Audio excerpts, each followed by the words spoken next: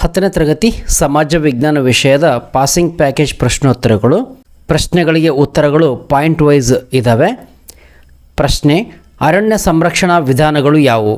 ಉತ್ತರ: ಘರ್ಷಿತ ಮರಗಳನ್ನು ತೆಗೆಯುವುದು, ರೋಗಗಳನ್ನು ನಿಯಂತ್ರಿಸುವುದು, ಸಸಿಗಳನ್ನು ನೆಡುವುದು, ಬೀಜಗಳನ್ನು ಹರಡುವುದು, ಮರ ಕಡಿಯುವುದನ್ನು ನಿಯಂತ್ರಿಸುವುದು, ಮೇಯಿಸುವಿಕೆಯನ್ನು ನಿಯಂತ್ರಿಸುವುದು, ಮರ ನೆಡಲು ಪ್ರೋತ್ಸಾಹಿಸುವುದು. ಭೂಬಳಕೆಯ ಪ್ರಕಾರಗಳು ಯಾವುವು?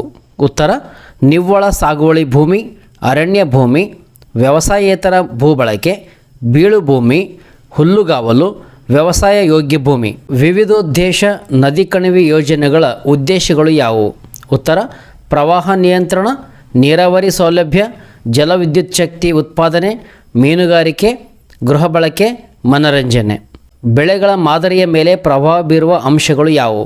ಉತ್ತರ: ಭೂಸ್ವರೂಪ, ವಾಯುಗುಣ, ಮಳೆ, ಹಿಡುವಳಿ ಗಾತ್ರ, ಮೂಢನಂಬಿಕೆ, ಅನಕ್ಷರತೆ, ರೈತರ ಮನೋಭಾವ.